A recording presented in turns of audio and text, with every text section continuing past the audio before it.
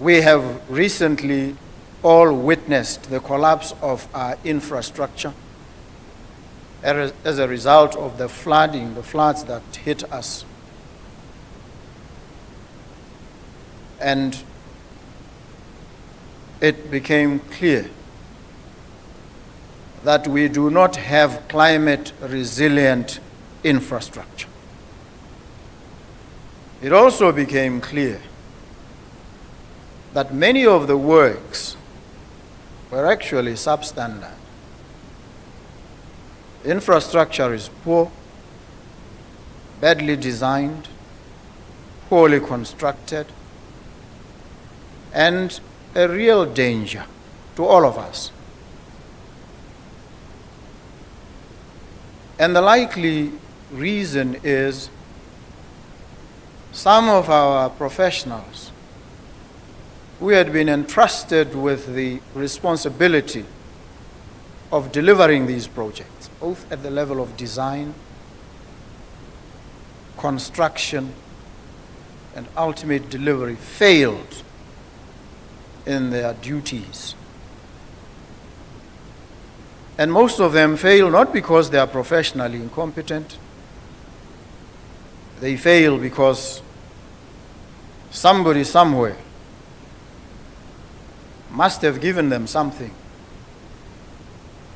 in order for them not to apply themselves as their profession requires them to. And so, in procurement, in construction, and in many other aspects, there's a lot of rent-seeking behavior. There's a lot of corruption. There's a lot of bribery. There's a lot of professional impropriety. There is rampant abuse of public office. Fact. And I think we know these facts. We've seen the devastating consequences sounding in lives and livelihoods, and a huge loss to our economy. We are under obligation as a country, all of us, to develop this country, to grow our economy. The resources we need to grow this economy, we do not have within the country. We need to attract them from outside the country. We need to attract foreign direct investment. And foreign direct investment, as I understand it, is of three types. The dominant, popular, but also very dangerous form of foreign direct investment is what they call resource-seeking FDI, where these moneyed individuals and corporations come here to get raw material, get our resources, which we extract from the bowels of the earth here,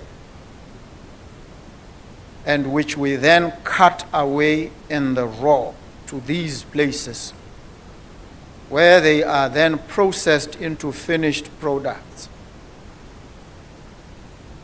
And over the years, we've contented ourselves with being just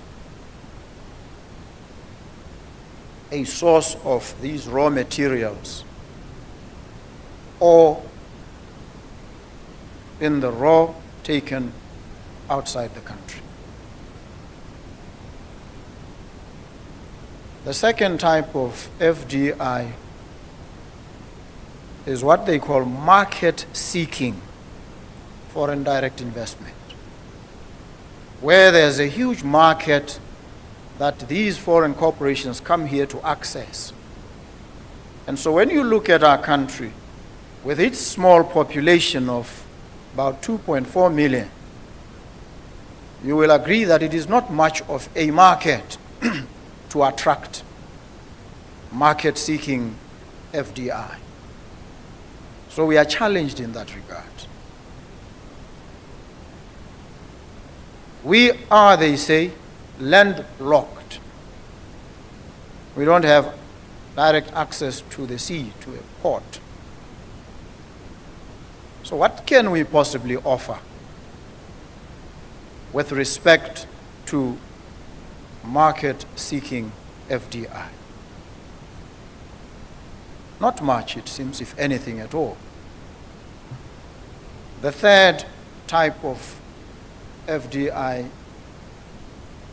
they call efficiency-seeking foreign direct investment, where these individuals, these corporations come here because it is efficient to do business here. We need to offer these efficiencies to attract this type of foreign direct investment. This is a challenge. We spend a lot of time in Parliament, all over, debating frivolities and trivia,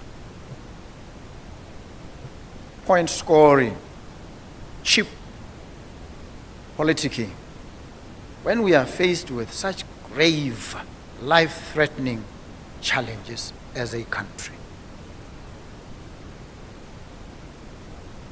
You go to Parliament, 90% of the time, the members of Parliament are asking questions. What are the questions? When is the classroom door at Komokasitwa or Toromoja being fixed? Here's a member of Parliament who was in Toromoja, some far-flung place, so that this door needed fixing. He comes all the way to Gaborone, goes to Parliament, formulates a question that joins a queue of other such questions. After a week or two, this question is then presented on the floor of Parliament.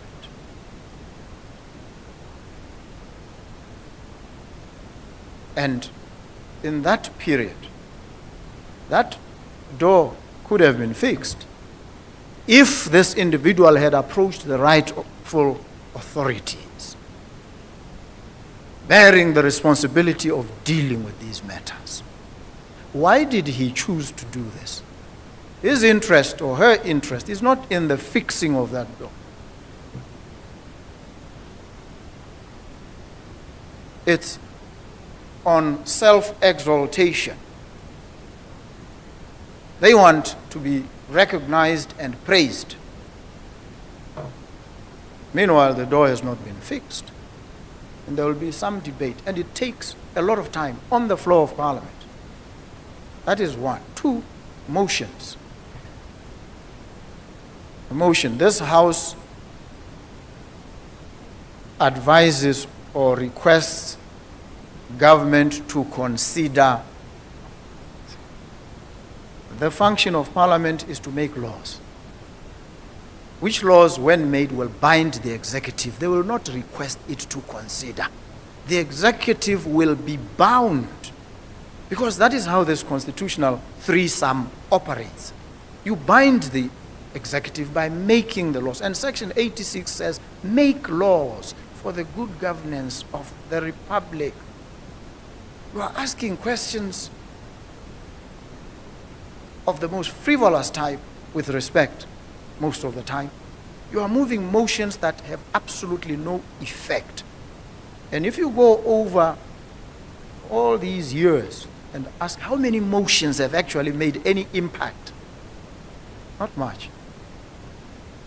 What are we expending our energies on as professionals, as people in whom this nation invested? We are failing. I think one scholar, Julian Bender, called it the treason of the intellectuals.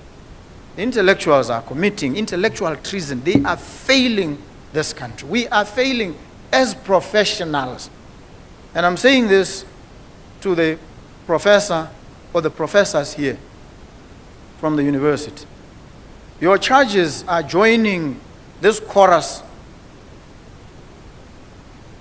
of frivolity, of pettiness that doesn't advance our nation.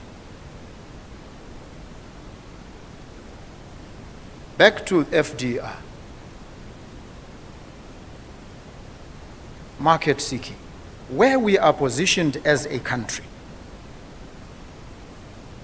we now say we are land linked.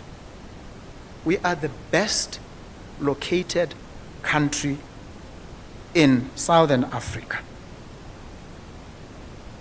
because we provide access to Namibia, to Zimbabwe, to South Africa, to Zambia. We are so strategically located that we can actually be and should have been a hub, transportation and logistics hub. There's no better positioned country than us in these regards.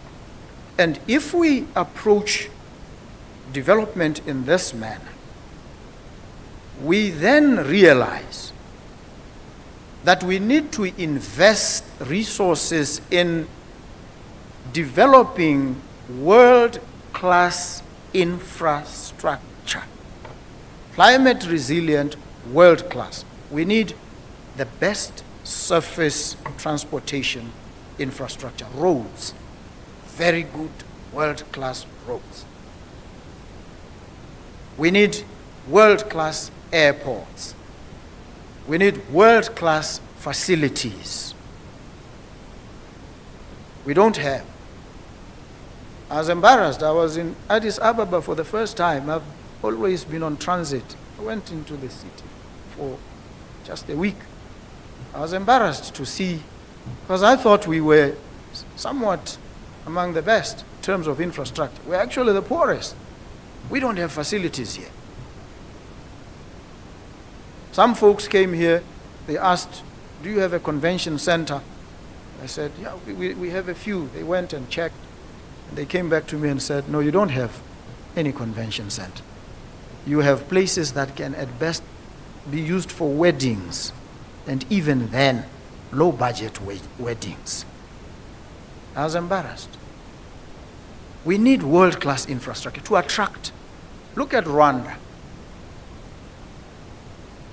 They have the infrastructure. So everybody is now going to Kigali. Why are they not coming to Botswana? This is the best place. Very stable democracy. We quarrel, we argue, but we don't fight and kill each other. It is safe, just about the safest in the region, in the sub-region. Why are we not attracting? We do not have the infrastructure. The challenge for our country, any government, has always been, remains, construction of world-class infrastructure. We need the resources to do this. We should have done it. We didn't. We failed. And because there's been rampant corruption. Corruption. Which brings us to what we are wrestling with here. People make a lot of money from corruption. They channel it through friends, through relatives, through paramours, and all sorts of illicit ways. Ill-gotten proceeds of crime. They become very difficult to track. And meanwhile, the country is sinking. Who sank the country? The professionals, the educated people who were tasked and trusted with the responsibility of growing this economy, constructing a resilient infrastructure ecosystem. We don't have.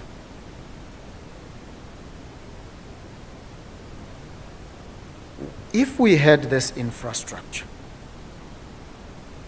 foreign direct investment would come here. Why? If we position ourselves as a hub, I can tell you, the volume of business that this country would do is astronomical. We would hive off a lot of business from such places as Durban, South Africa, and it would come here. And examples are plenty. We've failed to take advantage of some of these because largely corruption has been rampant. It has run amok. Efficiency. What do we need? We need wholesale, unapologetic, robust digitization, where people don't have to go to immigration to queue for a passport. People don't have to go to roads transport department to queue for a driver's license or a renewal of your Umar. Why do you have to go and queue and waste time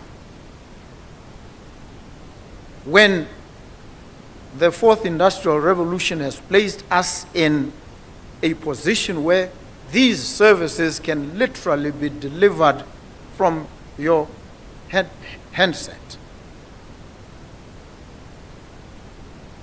Why do you have to go around carrying your medical records when these can be safely, electronically, digitally stored, easily retrievable by the medical practitioners? Why do we struggle so much? It is because we have not invested both intellectually and practically in the requisite digital infrastructure. The courts filing could be so much easier. Documents filed seamlessly and no adulteration, no corruption of the document. System technology is at a level where these things can be done so easily, so quickly, so efficiently. And when we do this, we save a lot of money, a lot of wastage in our economy. Of course, there is corruption, which accounts for, they said, about 35% corruption on. But there's a substantial loss occasioned by inefficiency in all our systems.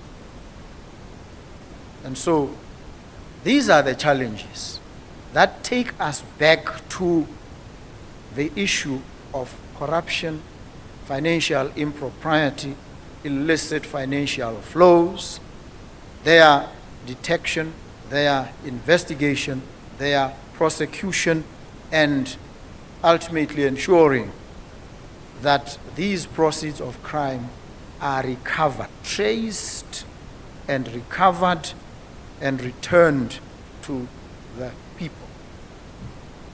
On the African continent, the country that has been most successful in these regards is Angola. Since the last regime, they have recovered upwards of 30 billion US dollars. Money stolen. So they are the exemplars, they are the leading lights in these regards. Zambia, President of Zambia was telling me they are now benchmarking, learning from Angola. We must also scale up our efforts. We must scale them up because it is important for the very survival of our country and our people But it is also important because we've been grey listed before. And if we get grey listed again, the consequences will be even more devastating for us as a country. And so we need to be very, very deliberate, very intentional about addressing these issues. We will be evaluated in 2027. We are doing, or we've done, self-evaluation. The Financial Intelligence Agency is in charge of that process. We are failing at the moment. Before 2027, we have an opportunity to self-correct. Otherwise, we will be grey listed. We have now, amazingly, huge interest from international investors. Huge, massive interest. They want to come and invest here. And they call and they want, sometimes I duck and dive because I get embarrassed.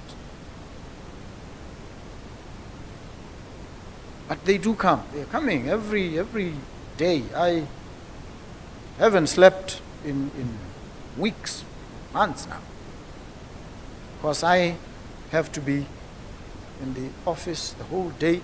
And some of these meetings I schedule for from 7 until 12 every day.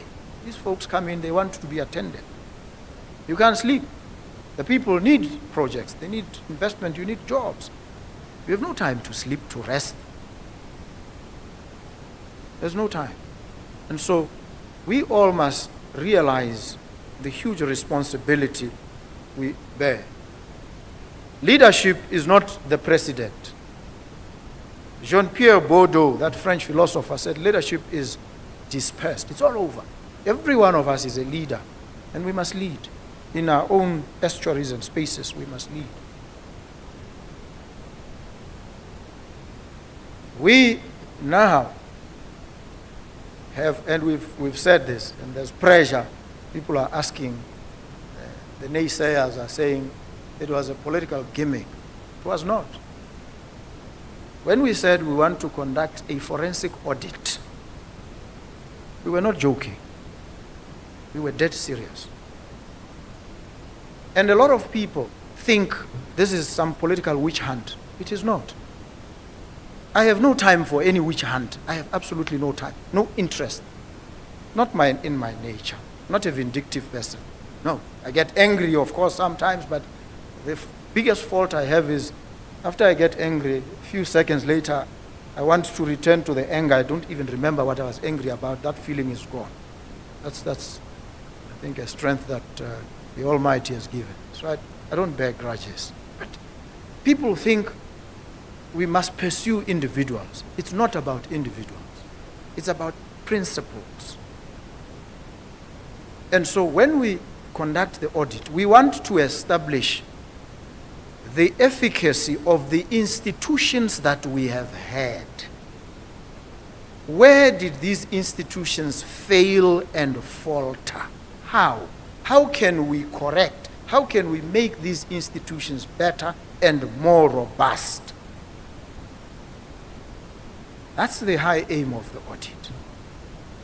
So we establish the quantum of loss, if any. And of course, there has to be accountability. It's about all these things. But it is not about vindictiveness. It's not about witch hunting. It's not about demonizing anybody. And so we will conclude the process.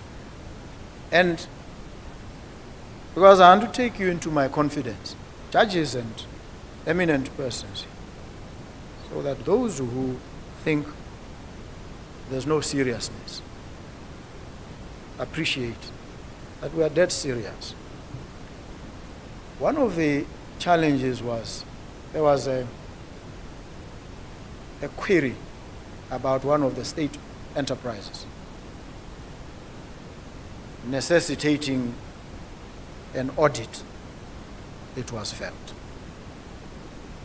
The court came and said to audit just that one entity would cost 30 million pula.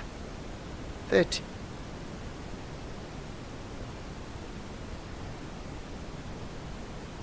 Now, this forensic audit that we have to undertake, the Vice President was telling me that some time back there was an attempt to do a targeted audit. And the amount that was quoted was 250 million pula. And I'm sitting there in a country that is challenged, that may not be able to pay even the salaries, but is unable to pay certain very essential services. And I'm sitting here and prioritizing. Do I spend $1 billion in this audit, which is so necessary? What do I do? So I had to examine all the options. And it turns out that this audit can actually be done. And the quote I have now, which I'm going with, says we can do this whole thing for 4.5 million US dollars. And they say 30 state-owned enterprises and the rest of government. Not 250 million for one or two, but around 60 million for a comprehensive audit by international professionals. And I wanted to avoid local entities because we are a very small nation. The affinities, the filiations and affiliations run deep and understandably. So when the verdict comes and it points to somebody, he might say, no, but this guy doesn't like me. I know him. I grew up with this chap in Mahalab. He's never liked me. I wanted to avoid all these things. So the audit will take place so that we can then self-correct as a country. But where, as an outcome of the audit, criminal prosecutions must ensue, they will. And they will not come to me. They will go to the judges. That's their job, happily. And they will do their job. I trust that the courts will do their job. The only problem that the Zambian president was raising, which they are trying to address in Zambia, is the delays in getting these cases dealt with and finalized. And so in Zambia, they are saying they want to set a time frame, 5 months. I don't know whether it is feasible to do that, but I think the point is that we must deal with them as quickly as possible so that people know their fate and we have finality in relation to these matters. And so the task that the judges carry is big, it's huge, much bigger than mine. All I have to do is ask people to investigate, and then the rest of the institutions will do their work. Then it will fall on the lap of the judicial system to deal with these issues, to resolve them. And so the evaluation by FATF and ASAMLA looks at whether we have a regulatory framework that is credible, that is robust, that can address these issues of illicit flows, money laundering, terrorism financing, proliferation financing. And we fare very well in that regard. In fact, they say to us, your aspirations sometimes are unreasonable. You have taken and appropriated standards that are too high, much higher than some of the countries in the developed world. You are only beginners. You should have proceeded in baby steps. Your legislation should not have been as rigorous, as demanding as it is now. You've brought upon yourself very huge obligations. But that's not where the problem lies. They say we fail. We fare badly when it comes to effectiveness. This is where the real problem is. Are our institutions effective? Are the practices themselves effective in combating these crimes? And they say no. How do they check? They say, you said 100 billion was stolen. You said it. It's not anybody else saying it. You yourselves said it. You then went on to say there was financing of terrorism yourselves. So we are looking at you. So the whole world looks at us. Botswana, 100 billion. This is dangerous to the international financial order. Who raised all this? It's ourselves. Why did we raise these things in the manner that we did? What were we pursuing? And so this threatens, it becomes an existential threat to the whole country.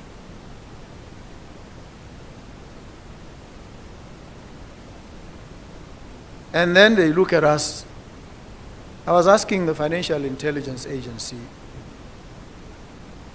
I said, do we have our own local definition of terrorism? Or we rely on the known international understanding? I said, no, we rely on that one. Do we have our own terrorist organizations, or we rely on those that have been identified under these frameworks? So no, we rely on those. So it's ISIS, Daesh, Taliban, Boko Haram, these known ones. Yes. How then, I was asking, how then did we come to allege that a young Motswana, however much we may have despised her and those she worked with or worked for, how did we come to accuse her of financing terrorism? Which terrorist organization were we referring to? Why? Why did we do all? Government? The president can sit, if I sat and did all these things, he would have to question. You have a right. I'm not the law unto myself. I'm not running without controls. I'm regulated by a strict environment, controlling legislation, the Constitution, the works. How can I operate outside of this and bring the country under so much scrutiny internationally, so much danger? And they said to me, in that period, investor confidence in the country plummeted. It fell by 26%. That is huge. Huge. So we pose a threat to the country in the behaviors of politicians, whoever we are. And so when people say to me, as they expect, fire people, I say, no. First, I don't have the power to do, I don't even have the inclination, the conscience to do it. For what reason? Why would I fire anybody? For no cause? Just because I don't like them?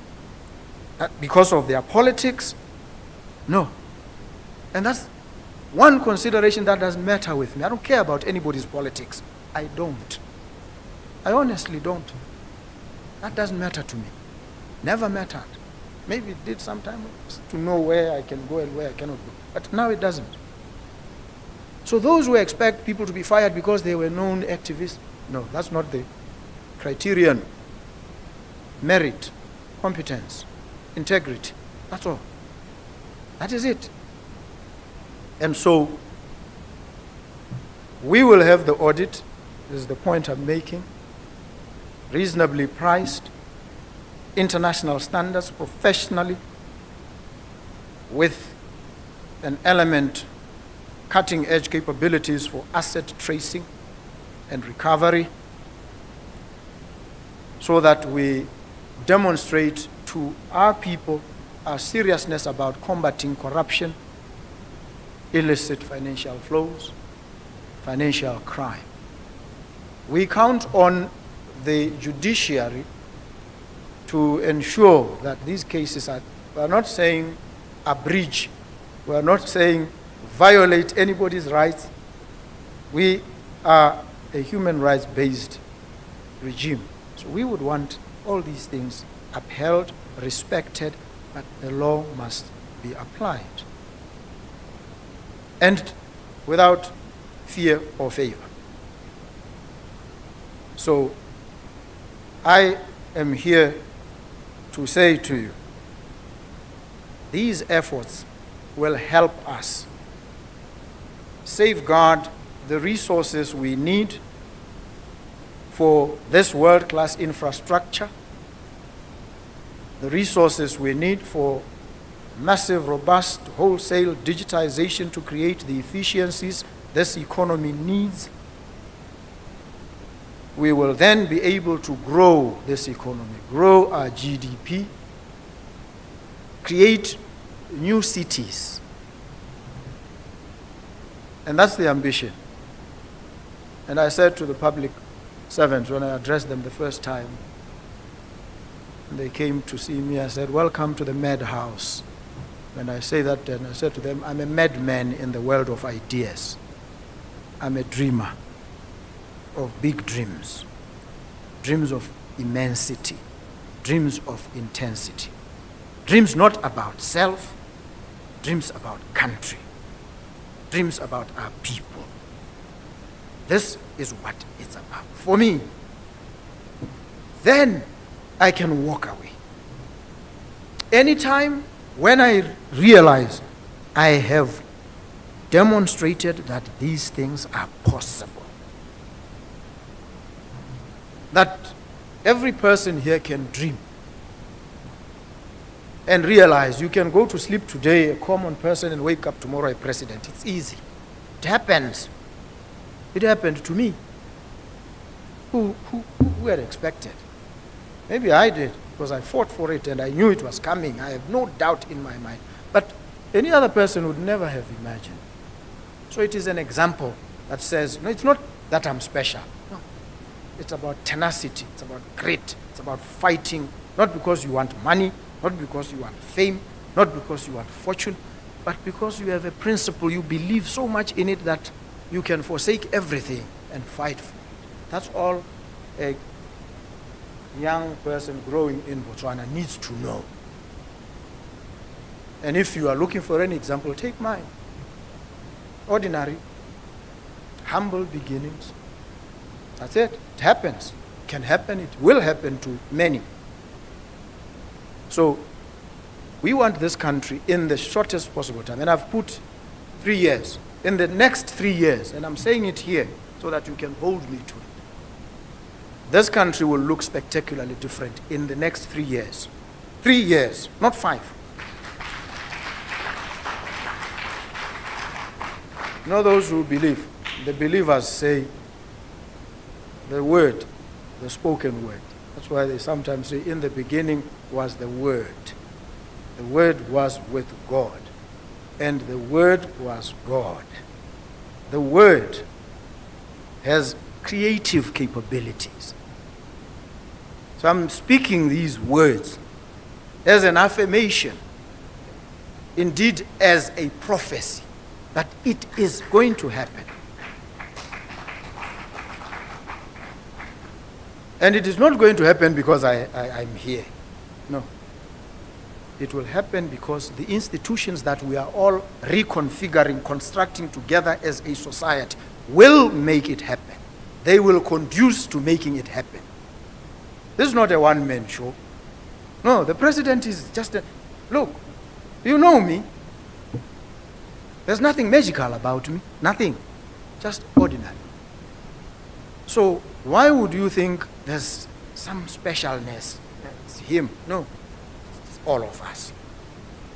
So we need to appreciate this, all of us, and play our roles in the different spaces that we occupy. Create these efficiencies. Ensure there is no corruption.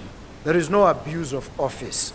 Ensure that the decisions we take are not malicious. They are not self-serving. They serve the country and the people. And where there are any transgressions, let us attend to them quickly. And let us send a clear message and signal of the kind of society that we now are.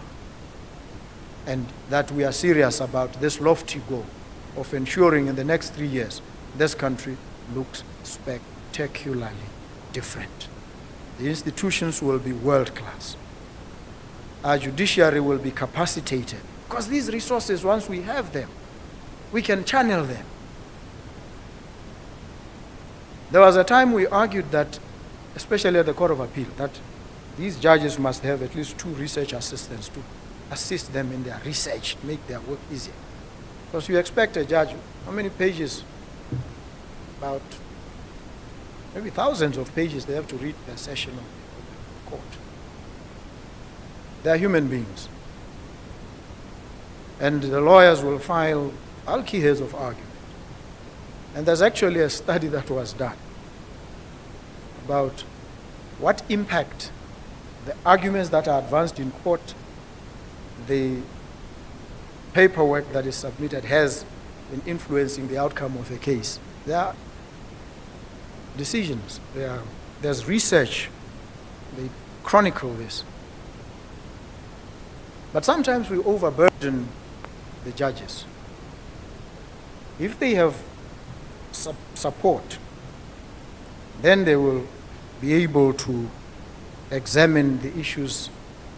They will be able to write well-reasoned judgments. They will be able to guide, and we will know what it is that is allowed and what it is that is not allowed.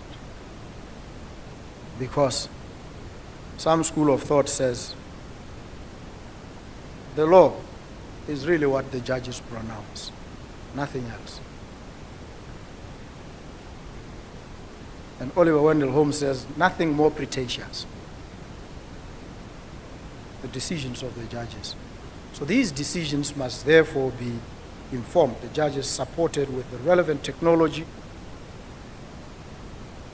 and all the support they need so that they can help us address illicit financial flows. These are my hurried thoughts to you, humbly given from the heart, so we know what we are trying to do.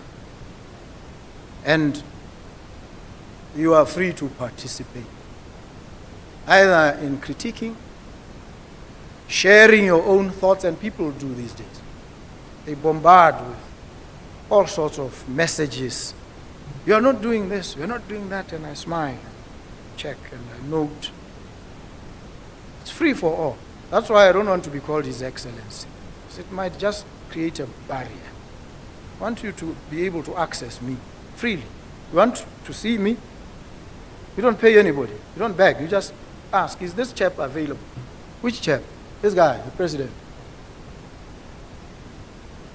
If he is available, he will see you. I will sit down with you. You will tell me what you think. And I will listen, and I will learn, and I will heed. That's what it's about. That's humility. And so, at the end of it all, as I conclude, reimagination. The Italian philosopher Giambattista Vico said, we made society. It's a human artifact. We can remake it. We must reimagine it. We must reimagine this country spectacularly different from what it is now, at all levels. So we need to now summon our faculties of imagination. And my former professor at Harvard Law School says, imagination is that aspect of the mind that is neither modular nor formulaic, that has the ability to combine everything with everything else, that advances in insight by defying its own methods and presuppositions, that strides into the future by reimagining the adjacent possibilities. Imagination. That's what will come to our rescue. Reimagine our institutions. Reimagine our courts. Reimagine our police service. Reimagine our presidency. Reimagine our parliament. Reimagine every institution, because ultimately it's about how we relate with these habitual settings of our actions. Are we context smashing, or are we prisoners? Are we hostages of these institutions? When I say I'm a madman in the world of ideas, I'm liberated. I'm not a prisoner of any institution. And I want us to collectively reimagine our society, reimagine our roles, and play those roles. This is a time when you can call the president and summon him and sit him down and tell him, you're messing up, brother, or friend, or whatever you think you are. You need to look at this, that, and the other. And I'll do it. That's the humility that we must all enact for the good of our country, and ultimately for our own good. So, I was not here to open. I was here just to share these wild thoughts with you, to confide, to share, and to invite you to help reimagine this country.